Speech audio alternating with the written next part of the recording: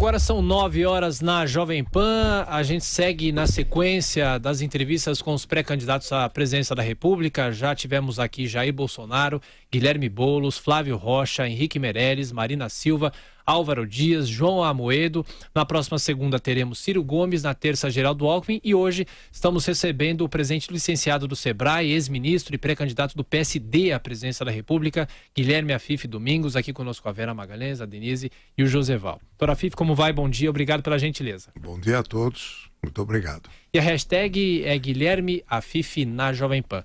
Bom, a pergunta inevitável é a seguinte: o presidente do seu partido, o criador do seu partido, afirmou que vai apoiar Geraldo Alckmin na campanha presidencial. Como é que fica a sua candidatura? Esse é um ponto que tem que ser resolvido numa convenção nacional do partido. E nesta convenção nós vamos resolver se terceirizamos ou se vamos ter personalidade própria para defender as bandeiras do partido. Esse é o momento da decisão e esse trabalho é o que eu estou fazendo, inclusive reunindo o movimento dos batalhadores. Doutora Afife, mas diferentemente desses outros pré-candidatos que o Thiago listou aqui, a sua pré-candidatura não foi sequer lançada pelo partido. Então não é uma questão de referendá-la ou retirá-la. Ela simplesmente não existe na realidade. O senhor tem advogado essa pré-candidatura praticamente sozinho. O fato do senhor ter apenas se licenciado do Sebrae e não renunciado à sua presidência, não mostra que o senhor está apenas fazendo uma pré-campanha própria e que vai voltar para o Sebrae logo depois? Muito obrigado, Vera, pela sua pergunta. O licenciamento é, na verdade, no caso do Sebrae, como de outras entidades, a forma pela qual a lei autoriza. Tem casos que são de renúncia. Você tem que sair. No caso do Sebrae, você não tem que sair, você tem que se licenciar. Mas você pode sair se você quer realmente sair. Não, mas veja só, você se licencia como o Paulo Scaff, na Fiesp, se licenciou. Tá? Isso não quer dizer que ele não vai ser candidato. Então você se licencia, você, se indicado na convenção, vai disputar a eleição e posteriormente, se não ganhar, você ainda volta para cumprir o restante de mandato que termina em 31 de dezembro. Agora, doutora Afife, como é que o senhor acredita que poderá garantir o apoio nessa convenção, tendo a presidência do partido já se posicionado contra? Quais seriam os argumentos, que base de apoio o senhor tem dentro do próprio partido para conseguir avançar? Veja só, os partidos hoje, todos eles, estão muito mais interessados naquilo que nós chamamos arranjos produtivos locais, que é a eleição parlamentar. Todos querem a eleição parlamentar porque é o número de deputados que vai regular no futuro o tamanho do partido em termos de dinheiro, né? Em termos de recursos, de fundo partidário, recurso de campanha. Então eles estão todos dedicados a esta visão. Agora, aqui em São Paulo, que é onde mais repercute, a aliança do PSD é com o PSDB, como também em Minas Gerais. Mas quando você pega o Rio Grande do Sul, o arranjo produtivo local é com o PMDB. Quando você vai olhar a Bahia, o arranjo produtivo local é com o PT. No Ceará é com o PT. Portanto, você tem uma desconexão entre os arranjos locais e a eleição presidencial. Então o Kassab está falando, não, nós vamos. Mas você viu uma manifestação do partido dizendo, não, nós vamos com o Geraldo Alckmin. Se o Geraldo está sendo contestado até dentro do seu partido como a sua viabilidade, portanto você tem um espaço para discutir nacionalmente com todas as lideranças. E eu tenho ouvido de muitas lideranças que gostariam muito de ter uma marca do partido para poder até ajudar na sua própria eleição. Um partido que tenha personalidade com as suas bandeiras. E nós temos essa personalidade com a bandeira, embora da fundação do partido não era nem de esquerda, nem de direita, nem de centro, mas é só olhar o manifesto do partido, que aliás fui eu que escrevi, portanto estou muito bem afinado com ele, que é uma plataforma liberal de campanha. Até julho está definida essa situação? Tem que estar, porque o prazo das convenções, se não me engano, é dia 19 de julho, até o começo de agosto. Até 5 de agosto. Até 5 de agosto. O senhor fala de personalidade do PSD. Acho que é exigir algo que o partido não tem desde a sua fundação, o senhor mesmo descreveu. Não é a primeira vez que ele está em canoas diferentes. Ele já esteve com o PSDB em São Paulo e com a Dilma no plano nacional. Dilma, da qual o senhor foi ministro, o próprio Kassab foi ministro. Então, personalidade não é o forte. O que o senhor fala como arranjos produtivos locais, o eleitor conhece como fisiologia. Eu queria entender do senhor, doutora Fifi, por que o senhor segue filiado a um partido cujo manifesto o senhor escreveu, mas que não é seguido? Olha, um partido em formação, ele tem que ter uma certa... Informação desde 2011? Sim, claro. É um partido que ele está... Como é que você forma um partido? Você forma um partido e vai disputando eleições até você ganhar musculatura, né? Você passa pela infância, pela adolescência, até chegar na idade adulta, onde você firma a sua personalidade. Nós temos esta proposta, que agora é a hora, no meu entendimento, de firmar uma personalidade, de você ser o porta-voz de uma bandeira. E essa bandeira eu tenho toda a convicção, porque é a minha bandeira de vida. Eu tenho coerência há 40 anos na trilha da defesa da democracia econômica através do mundo dos pequenos negócios. Isso está muito claro lá. Aliás, o partido é o primeiro que defendeu a Constituinte exclusiva para fazer a reforma do sistema político. Está escrito no nosso programa. Segundo, que nós defendemos também o voto distrital. E o voto distrital agora é fundamental para diminuir custo de campanha e melhorar a representatividade do cidadão. Está tudo lá, é a hora de você, numa campanha, assumir isso e dizer. Candidato Guilherme Fifi, ou pré-candidato Guilherme Fifi? Somos todos pré. Quando o senhor já disputou a presidência da República, e quando o senhor surgiu, o senhor era um novo e explodiu. E de repente veio um cidadão chamado Collor e tomou seu lugar. O que houve naquela época? Ô, Joseval, nós tivemos eleições extremamente manipuladas. Aquela eleição, quando na verdade eu explodi roubando o voto do Collor. Porque era exatamente os dois disputando a visão de renovação. Mas naquele instante, outros interesses que estavam por trás me viam como independente demais para poder chegar à presidência da República. Então era melhor fazer alguns compromissos que eu não aceitei fazer e nunca os fiz. Dentre esses estava que o senhor não era dono de televisão? Tinha um dono de televisão que tinha grandes interesses, José Bom. Agora, doutora Fifi, como naquela época, agora também nós temos uma eleição extremamente pulverizada por enquanto. Se imagina que possa haver uma diminuição do número de candidatos, mas se cria até uma certa confusão na cabeça do eleitor. A gente vê vários partidos tradicionais meio perdidos em busca de alianças para garantir maior espaço nas eleições. E eu queria saber como é que o senhor se coloca nessa posição. O senhor falou dessa questão de liberal. Eu acho que é um discurso que está até na moda, porque a gente vê os partidos de centro, os principais candidatos falando que tem uma postura liberal. Nós temos até na extrema-direita, que seria Bolsonaro, também assumindo uma postura liberal. Então virou discurso, e eu acho que a população não tem uma percepção muito clara desse tipo de ideologia, de posicionamento, sequer em relação à economia, o que isso queria dizer de verdade.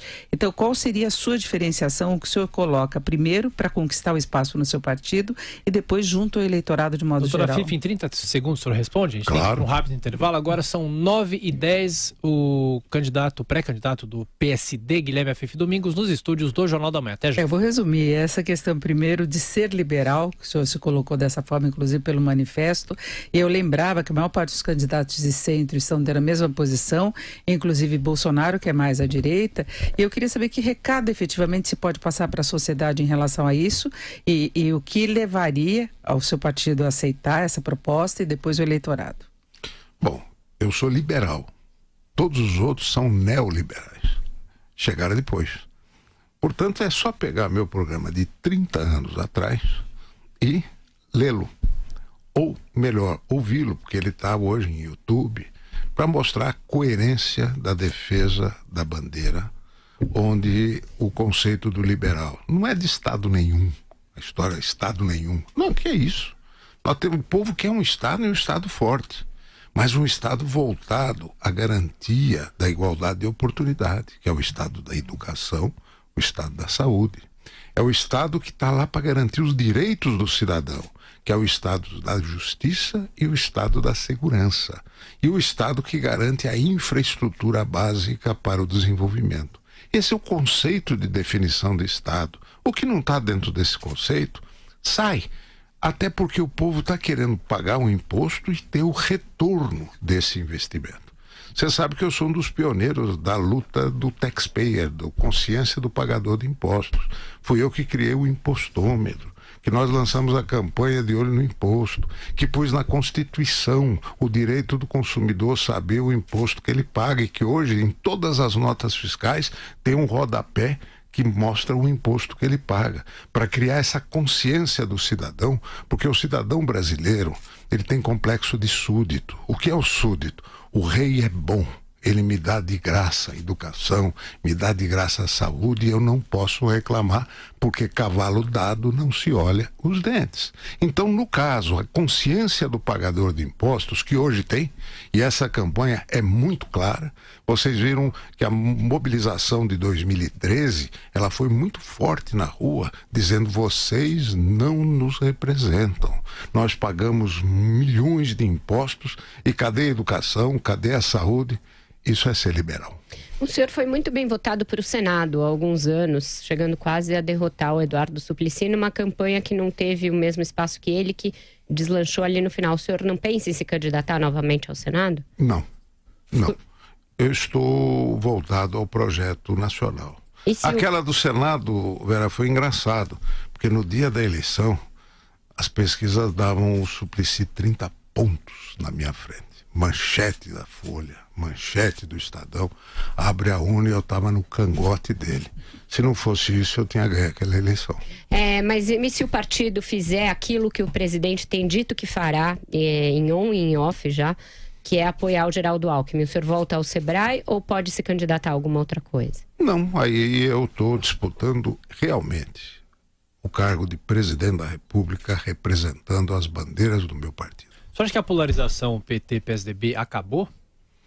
Acredito que sim. Acredito que sejam hoje produtos fora de especificação do mercado consumidor. O mercado está procurando outra coisa, né? Você pega a própria dificuldade do Geraldo de emplacar, está lá atolado naquele 7%, mesmo em São Paulo, significa que o eleitor está escaneando, né, alternativas. Ele não quer mais ficar nas velhas alternativas, velhas soluções para velhos problemas. Portanto, a oportunidade é o debate de você. E aquele negócio de buscar horário de televisão para ter o espaço para o marketing político atuar, o povo hoje está prevenido contra o marketing político. Eles não estão mais querendo esse negócio de musiquinha. Aliás, tem uma genial sátira do Marcelo Adnet, mostrando como é que é feito o marketing eleitoral, porque nós estamos falando de fake news, né?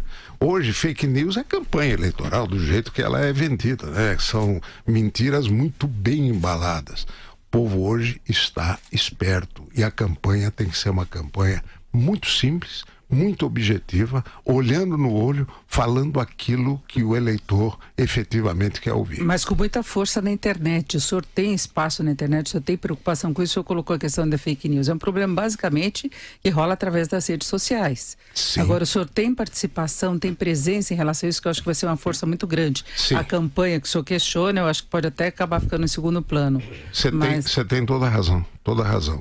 A internet é um grande fator hoje, que é a novidade. Não se sabe o tamanho. 4 anos atrás não tinha com esta intensidade. Então, nós estamos agora lançando esta semana um movimento chamado Os Batalhadores, que é onde nós vamos colocar todas estas propostas, né, dentro da internet para gerar um grande debate devidamente mobilizado em todo o Brasil. Vamos lançar isso quinta-feira lá em Brasília. Agora, Fife, depois daquela campanha que você explodiu no começo e o Collor acabou ganhando, você praticamente se apagou politicamente. Por que você ficou? Você ficou ativo nas suas atuações no campo administrativo. principalmente voltado para a pequena empresa. Mas você não disputou mais política. Por que isso?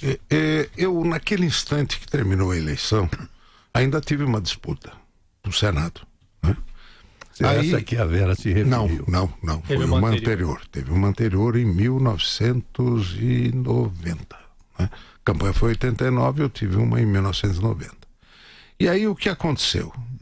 Eu tive a sensação que a eleição do Collor iria atrasar, no mínimo por 20 anos, a modernização política do país. Tinha certeza disso. Tanto é que eu não o apoiei e nem participei de nenhuma coligação que tivesse próxima dele na eleição subsequente. Então, aí eu me afastei, voltei para as minhas empresas, para os meus negócios, mas não saí das entidades. Eu fui chamado para ser presidente da Confederação das Associações Comerciais. Aí eu fui para a presidência do Conselho do Sebrae. Foi quando nós criamos o Simples, que foi a regulamentação do artigo 179 da Constituição, que eu fui constituinte e fui o autor deste artigo. Regulamentamos e criamos o Simples. Então esse meu ativismo em termos da causa, ele permaneceu. Só fui voltar para a política em 2006, quando foi essa eleição para o Senado. O senhor faz um diagnóstico, a meu ver, bastante correto, sensato da situação do país, tanto econômica quanto essa política, esse certo fastio que existe.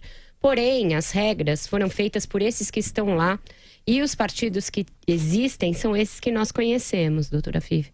Então, para mim, fica muito difícil dissociar a realidade, que é a que vai ditar o que vai acontecer, e eu apuro, o senhor sabe que eu converso muito com as pessoas, então eu sei o que está em curso, e a sua tentativa de fazer valer essa candidatura quase sozinho, quase como um Dom Quixote no PSD. Eu me pergunto ao senhor, nessa circunstância, essa pré-candidatura também não tem um viés de fake news? Fake news é mentira. E eu estou falando a verdade. Não, o senhor está falando a verdade, mas a pré-candidatura ainda não existe como tal. Não, mas a pré-candidatura é o teu desejo de disputar. Não, existe, isso é voluntarismo, isso não é pré-candidatura. Desculpe. Você conhece aquela expressão? Ele não sabia que era impossível, por isso foi lá e fez. Portanto, o desafio da vida é esse.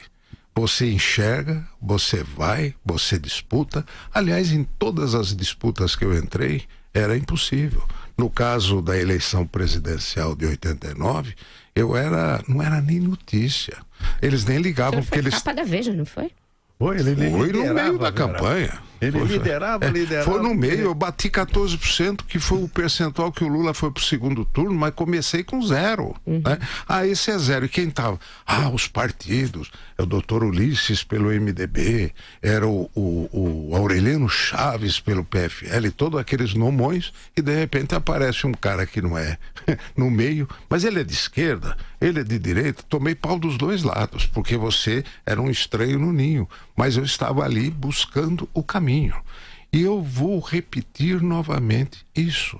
Eu voltei para continuar o projeto de 30 anos atrás. Agora, o senhor vai repetir o jingle Juntos Chegaremos Lá ou não? Pode ser, eu gosto muito dele. Aliás, você sabe que é importante isso, interessante.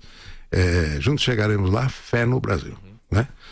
Por onde eu passo hoje no Brasil, as pessoas me procuram, lembram, fazem o gesto, porque esse gesto, você sabe que o Juntos Chegaremos Lá é linguagem de Libra, né? Eu fui o pioneiro a introduzir a linguagem de Libra nas campanhas políticas. Depois todo mundo veio. Então, aquele gesto ficou muito marcado no Brasil inteiro. Fife, você realmente é um homem autêntico. Eu me lembro que na época a gente conversou bastante. Você foi o primeiro a me falar de Fernando Brodel. Foi. Quer dizer, mostrando o lado da economia informal e a importância dessa economia informal na vida das nações. E durante toda a sua carreira você esteve voltado para a pequena empresa. Mas isso não pode ser um castigo para você, porque você não tem, ou pelo menos não mostrou até hoje, uma ampla visão da economia mundial. Ficou sempre na pequena empresa e tal, ficou ali. Aí que está, a ampla visão da economia mundial é a pequena empresa. Quer dizer, hoje ele é o mundo real, da economia real. E hoje, quem comanda... Você sabe que no Brasil nós não temos política de desenvolvimento. No Brasil nós temos política fiscal e política monetária. Por isso que a Denise é um dos astros, uma das estrelas aqui do programa. E eu sou crítico. Sou crítico porque todos os economistas que comandam a economia são especialistas em ganhar dinheiro com dinheiro. E eu busco aqueles que ganham dinheiro com trabalho, que é a grande maioria do brasileiro. Agora, Então, Denise, nós vivemos hoje o mercado. O que é o mercado? A bolsa, o dólar. Isso é um bando de especuladores, gente. Mercado é a realidade. Investidor é aquele que vai investir efetivamente, não na especulação. Vai investir naquilo que ele possa ter retorno de investimento com visão de longo prazo. Então, meu querido Joseval, quando você faz a colocação, pensar no pequeno é grande, né? Então, na verdade, nós ignoramos esse universo do pequeno. Agora, você olhou que nos últimos 10 anos, as pequenas empresas geraram 1.400.000, aliás, 11.400.000 novas vagas. E as grandes empresas desempregaram no mesmo período 1.400.000 vagas. Por quê? Porque a grande empresa hoje está investindo em tecnologia.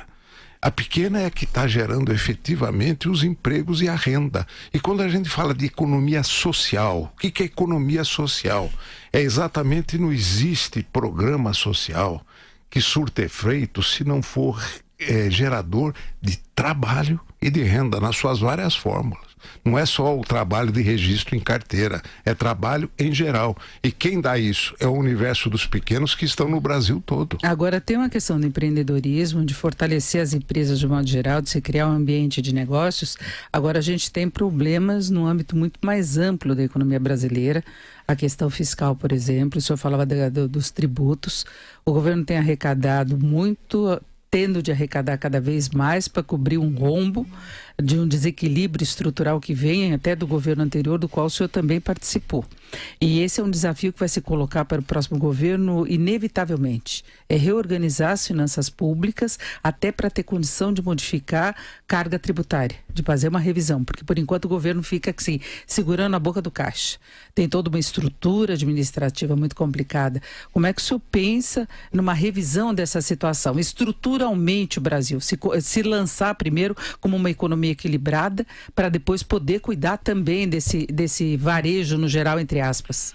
O primeiro passo para você mexer estruturalmente no problema e não conjunturalmente é a reforma do sistema fiscal e federativo. E o que é isso? A atribuição do Estado em que nível? É o princípio da subsidiariedade dos poderes que eu falo há 30 anos. Tudo que o município puder fazer melhor, que Estado e União não faça. Tudo que o Estado puder fazer melhor, que nem a União e nem o município faça.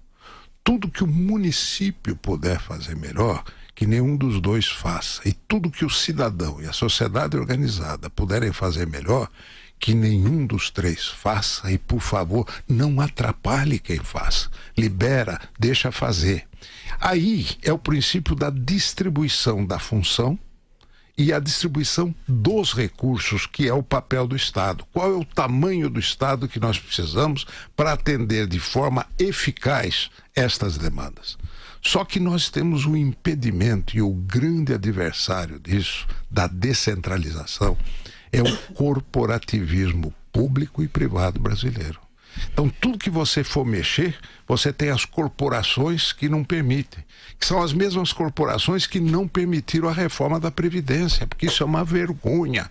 O Brasil aboliu a monarquia, mas a corte ficou. O Brasil tem uma corte no comando, tá? Com todos os benefícios. Se você não quebrar isso através da descentralização, por isso que a importância da reforma política, para introduzir o voto distrital, porque é com o voto distrital que você vai quebrar o poder de representação das corporações e começar a olhar mais para a base, mais para o município onde moram as pessoas.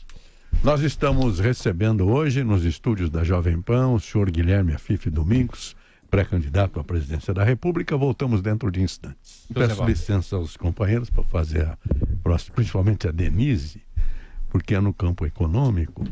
Eu queria uma explicação melhor sua, Afife, sobre essa questão do pequeno e do grande.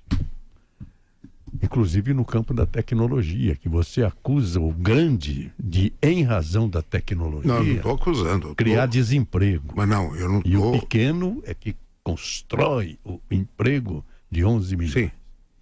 Mas, Afife, o Brasil ainda está de pé por causa da economia agrícola.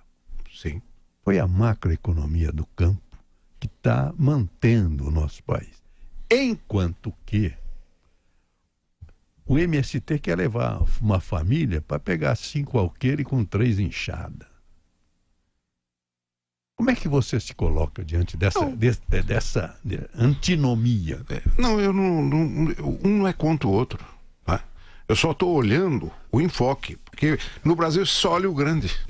Veja a política econômica, veja o BNDES, o crédito de longo prazo, o crédito a custo baixo, é todo concentrado em grandes corporações. O pequeno não vê nem a cor.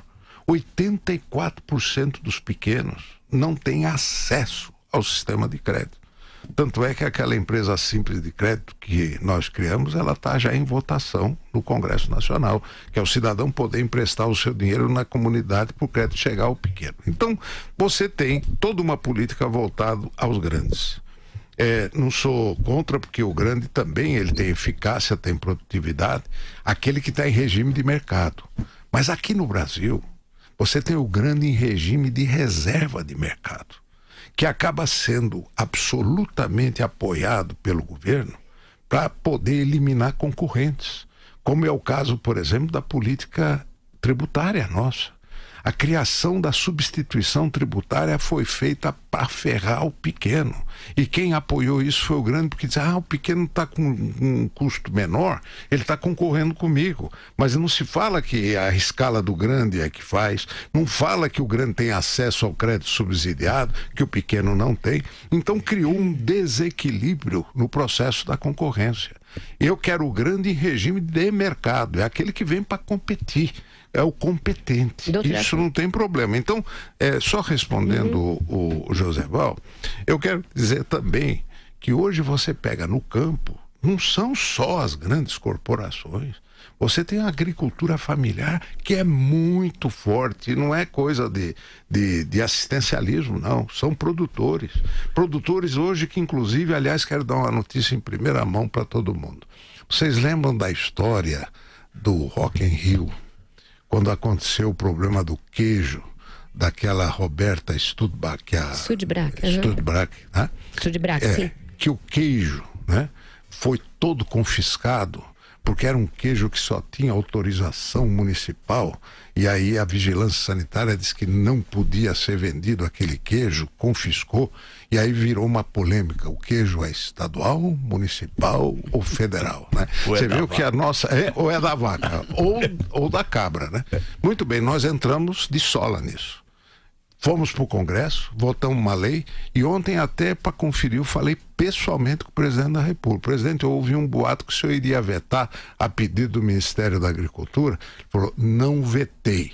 Estou sancionando e está sendo publicado agora. Né? Acabou a história, o queijo é estadual, pronto, com uma regulamentação. Então, eu estou dizendo porque são milhares de produtores de queijo, de embutidos, que na França, você sabe que isso daí é produto de exportação. E hoje esse pessoal do Brasil está ganhando prêmio lá fora, mas não pode vender. Então é isso, esse olhar sobre o pequeno, que é a minha luta, mas não estou contra o grande. Não. Doutora Afife, o senhor fez aqui um rápido histórico da sua trajetória política e omitiu, não sei se de propósito, o fato de que o senhor foi vice do Geraldo Alckmin.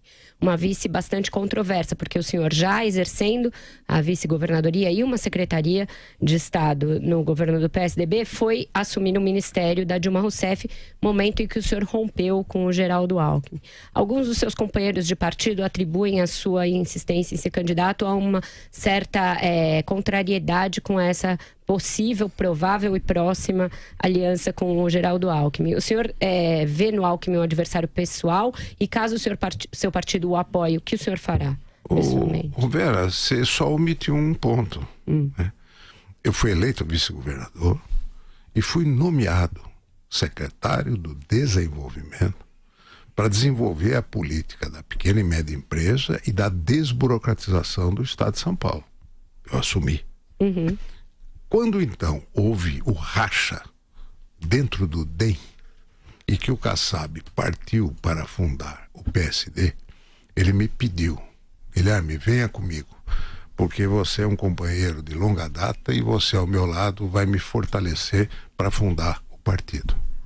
O Geraldo Alckmin, ao tomar conhecimento disso, me demitiu, me pôs para fora. Ou seja, você está fora. Então, eu fiquei fora, quietinho no meu canto. Né? Aí depois me chamaram para negócio de PPP, mas aí eu percebi que negócio de PPP, ele não gostava, não. Nunca teve na cabeça dele essa história. Ele falava que PPP é Pagão, Pelé e Pepe, né? Então, as piadas chatas, né? Era mesmo. Nossa Senhora. Então, o que aconteceu? Eu fiquei jogado no canto, né? E aí surgiu a oportunidade, e vou te contar até como é que foi a oportunidade, é bom que as pessoas saibam. A presidente baixou, deu uma tacada contra a equipe econômica, baixando a contribuição do MEI de 11% para 5%. E eu escrevi um artigo na Folha, dizendo, se a gente pode criticar, quando alguém faz alguma coisa certa, você tem que elogiar. Escrevi o artigo Os Batalhadores, né? A história dos batalhadores. Recebo um telefonema no Palácio. Quem é a presidente? Afif, eu posso usar a expressão batalhadores? Falei, lógico, presidente. Eu quero conversar mais com o senhor a respeito disso. E aí ela me contou a ideia que ela queria fazer um ministério para os pequenos. E se eu aceitaria. Eu falei assim, é a bandeira da minha vida. Então eu não fui servir ao governo da Dilma. Eu fui servir à causa da minha vida. E olha, muita coisa nós fizemos. Inclusive hoje, você jornalista, você pode estar no Simples. Você não podia. A Receita dizia que o Simples não era para atividade intelectual. Nós colocamos mais de 500 mil dentro do Simples com essa mudança. Os advogados entraram para o Simples. Isso foram ações da minha gestão no Ministério. Portanto, mas isso não pode ser usado contra o senhor? O senhor fez parte de um governo que depois se envolveu em corrupção? O senhor não teme isso? Se o governo se envolveu em corrupção, o problema é dele. Agora, prove que eu me envolvi. Graças a Deus, nunca. Afif, nessa época, eu me lembro que você falava em criar um banco para os pequenos. Conseguiu fazer isso? Olha, é a empresa Simples de Crédito, que é essa... Não, mas um banco mesmo? Olha, banco, deixa eu te dizer, o Banco Central está com vergonha. Está com vergonha porque a concentração bancária chegou a um ponto que é vergonhosa. Né? A taxa de juros não cai na ponta. A concorrência acabou. Acabou, não tem. Né? Verdade. Então, ele com vergonha, e eu tenho batido muito nisso, ele acabou criando agora uma regulamentação, criando a sociedade de crédito, que você pode montar uma sociedade e emprestar dinheiro.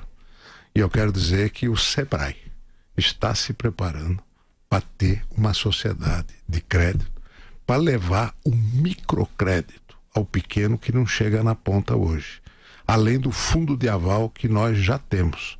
Portanto, o Sebrae vai entrar dentro do processo da distribuição de crédito, até para ajudar o mercado a mostrar que esse mercado é muito bom, porque o pequeno é muito pontual. Então, o senhor está falando, Cris, da expansão do MEI, da expansão do Simples, e aí essas duas opções se misturam com o que aconteceu com a reforma trabalhista. Porque a gente vê que, claro, que tem um empreendedor individual que resolveu problemas de pequenas empresas que tinham que arcar com um custo tributário muito elevado, mas em muitos casos isso acabou substituindo mão de obra registrada. Isso pode acabar sendo um problema, inclusive, para a Previdência. A gente tem várias áreas em que as pessoas são contratadas como MEI e ficam sem qualquer assistência. Isso se refere a fundo de garantia, férias, 13º, Previdência, e não contribuem para a Previdência.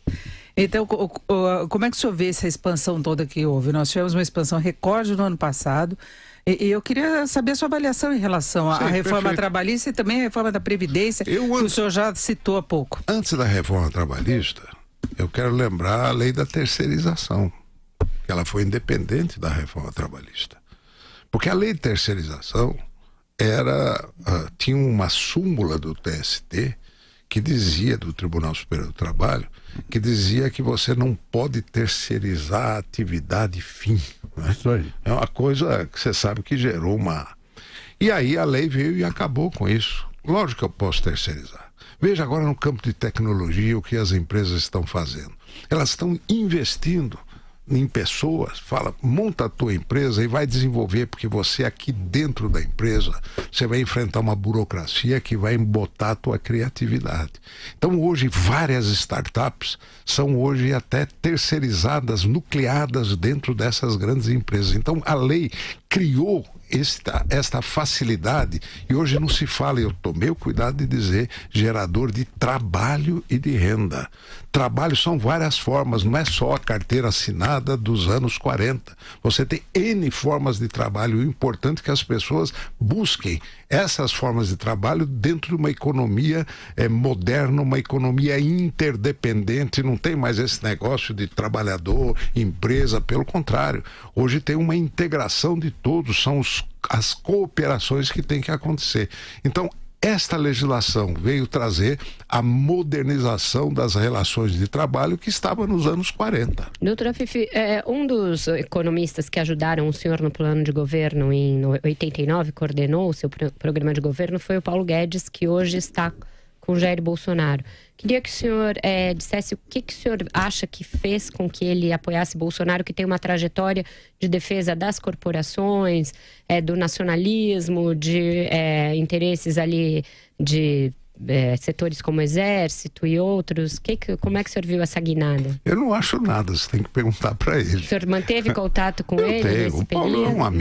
é um amigo. Porque o senhor fala dos liberais autênticos e dos neoliberais. Ele exato. caiu... Ele é dos autênticos. O Paulo é dos autênticos, é muito competente. Ganhou muito dinheiro no mercado financeiro. É um dos fundadores aí de um dos bancos. Foi fundador do que hoje é o INSPER, que era a IBMEC. É uma pessoa muito qualificada. Agora ele deve estar tendo uma dificuldade danada, né? De quê?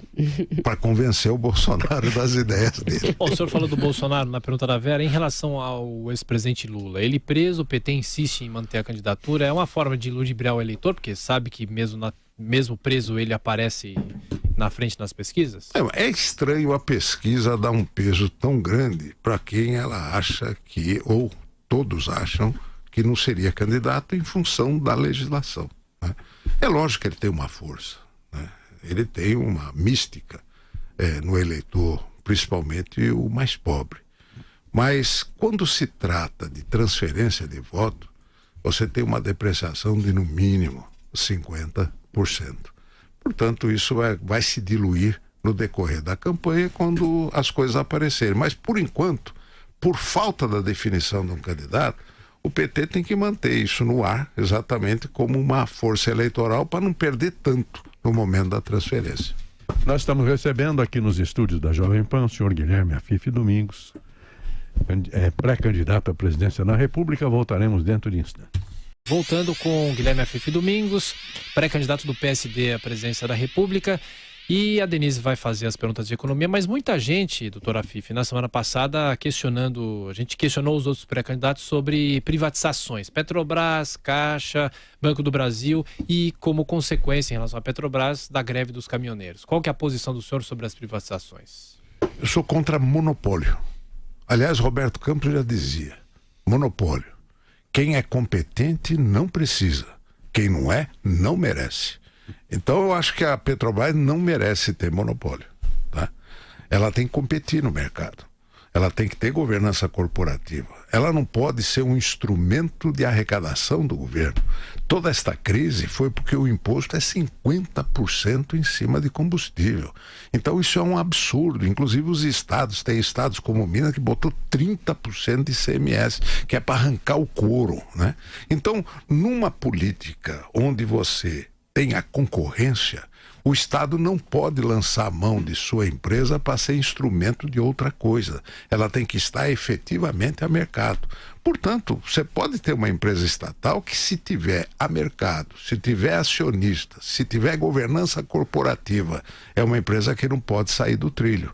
Portanto, o conceito é buscar eficiência, se ela é pública ou privada. Até porque tem empresa privada que também tem oligopólio. Tá? É o caso do sistema financeiro hoje. É um oligopólio. Eu pergunto, tem concorrência? É eficiente? Tem que meter concorrência em todo mundo.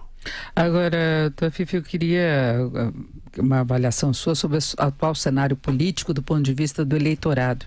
A gente percebe uma insatisfação muito grande, inclusive eu estou vendo a manifestação aqui dos nossos internautas, muitos até gostam das suas propostas, mas tem muitas ressalvas aqui que o senhor se coloca como novo, mas o senhor representa a velha política. O senhor passou por vários partidos, por essa estrutura que está aí e que hoje desperta uma aversão muito grande em boa parte da população. A gente percebe isso, inclusive, nas decisões de voto.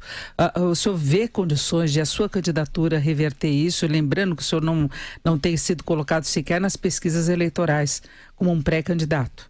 Não é? Mas eu estou acostumado, em toda eleição é assim. Então, mas como se ter força para conseguir atrair esse eleitorado que está cansado da política, do velho esquema político? O senhor mesmo citou que o seu partido tem feito alianças diferenciadas nos vários estados, isso é mais do que velha política, e o senhor está nesse partido, que pode apoiar Alckmin, mas o senhor se apresenta como uma proposta nova e própria desse partido que aceita qualquer aliança nos estados. Todos os partidos aceitam qualquer aliança. Mas isso não é justificativo. Mas não fui eu que fiz a lei, foram eles que fizeram a lei. Mas a população não aceita bem. E eu estou mudando, partindo para mudar, porque eu estou pedindo um plebiscito, que é a manifestação popular, para poder esta raiva ser canalizada em termos de mudanças profundas no processo político.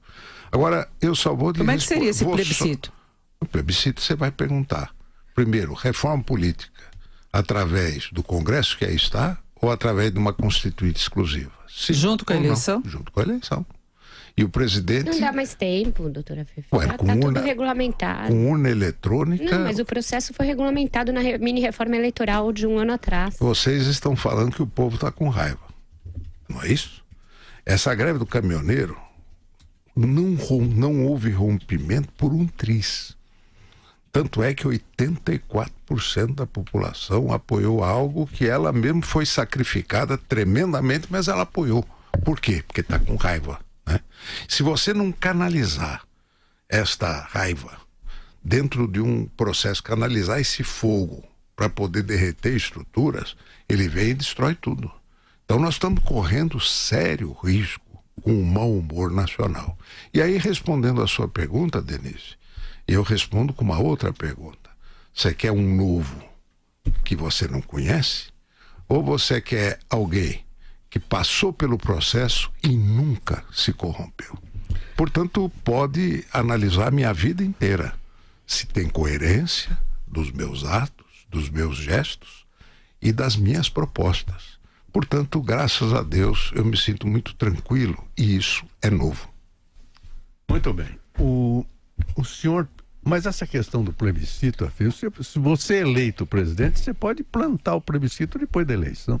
Tudo bem, mas eu tenho que... Não precisa ser antes da eleição ou dentro da eleição. Mas eu posso assumir o meu compromisso eleitoral, de que o meu primeiro ato é mandar ao Congresso a convocação do plebiscito, e se eu for eleito, é um desejo da população expresso no meu programa de partido.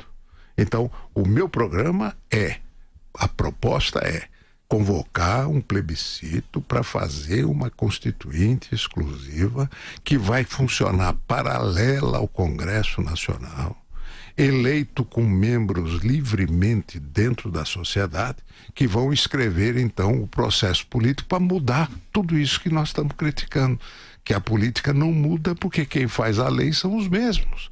E isso não derruba o país, pelo contrário, ele continua funcionando. O Congresso que é eleito agora vai continuar legislando na legislação normal. Mas para fazer a reforma do sistema político e eleitoral, é uma constituinte exclusiva, e a proposta minha é a votação do voto distrital. Porque o voto distrital, todo mundo no Congresso é a favor. Todo mundo é Congresso é a favor.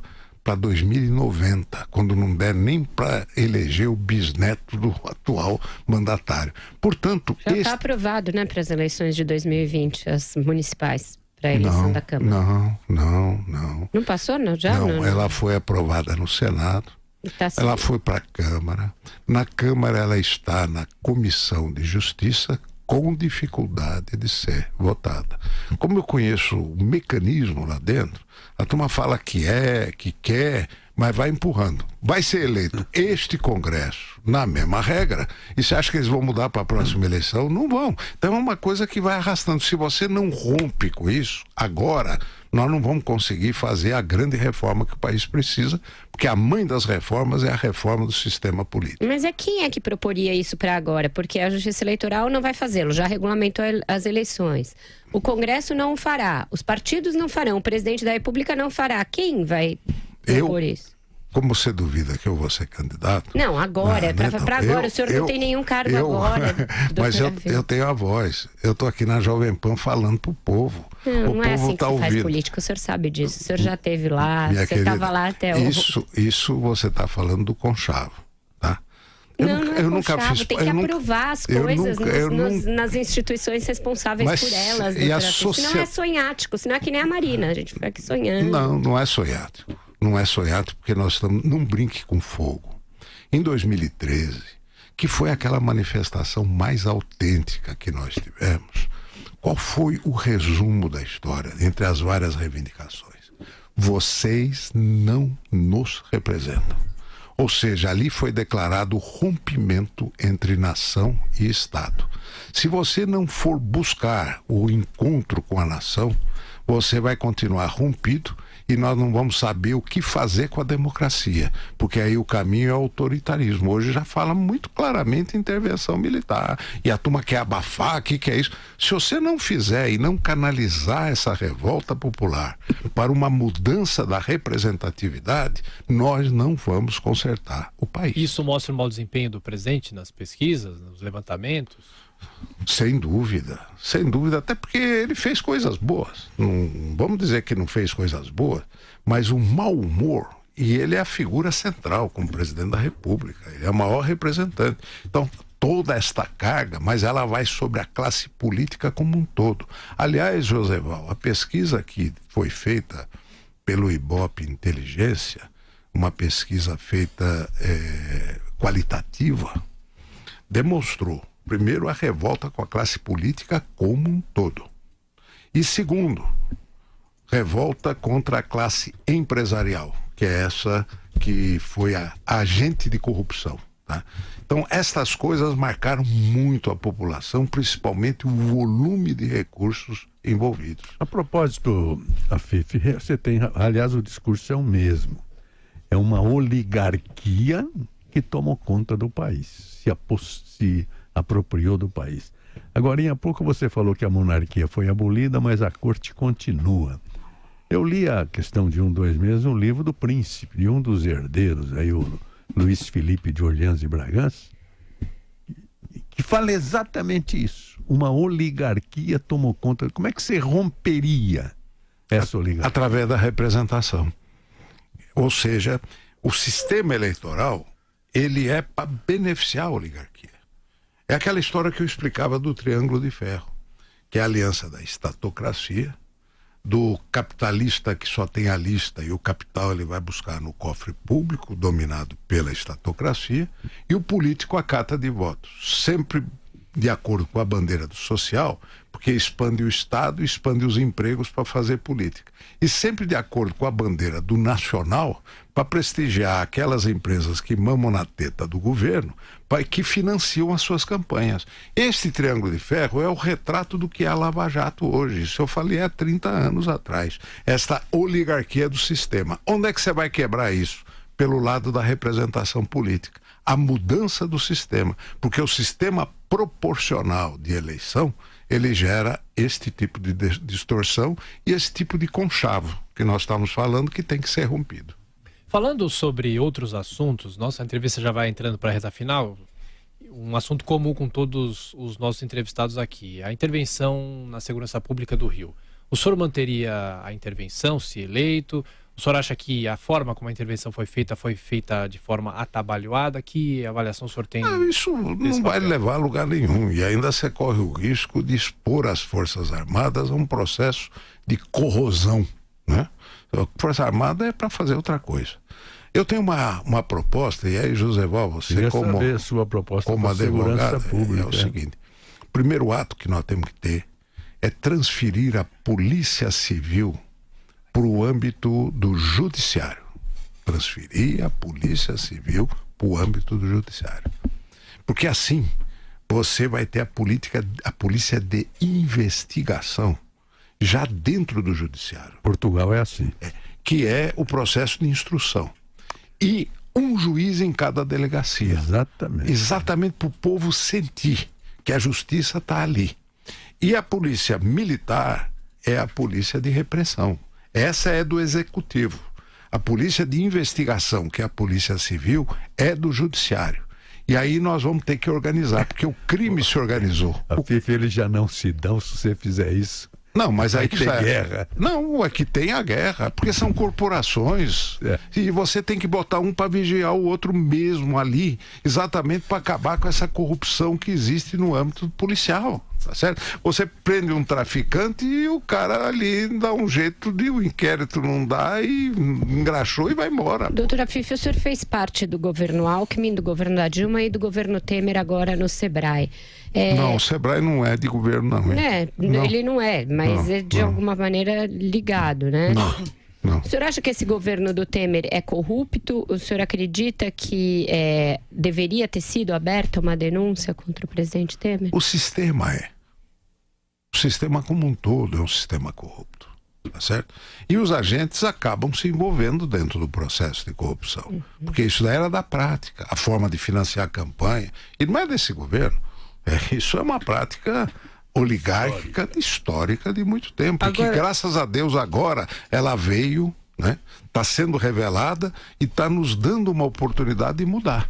Se nós não mudarmos, mas nós ele vamos deveria ter sido processado, o senhor acha? Você tem regras, o presidente da República está dentro das regras constitucionais. E outra coisa, o Brasil está... Você vê, a cada decisão, nós vamos construindo um pedaço. Ontem teve uma decisão importante sobre a coerção, né? Condução coercitiva. Então você viu que o Supremo, ele deu uma interpretação, né?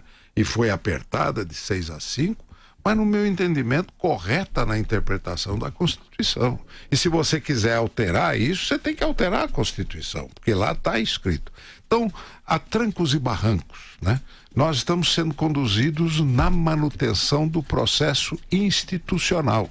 E cada um vai ter que pagar, sim, pelo que fez, mas seguindo os ritos de justiça e só sendo condenado depois de efetivamente julgado. Esse é o Estado de Direito. A Jovem Pan de São Paulo e o seu departamento de jornalismo continuam apresentando esse trabalho de prestação de serviço que é mostrar aos pré-candidatos brasileiros à presidência da República. Este já é um político conhecido, disputou com Collor lá atrás, final da década de 80, 89, a presidência da República, está, portanto, há mais de 30 anos e conseguiu demonstrar aqui para nós que ainda assim ele traz o novo. Até que eu cumprimento por isso. E agradeço a sua presença aqui no Jornal da Manhã, Fifi.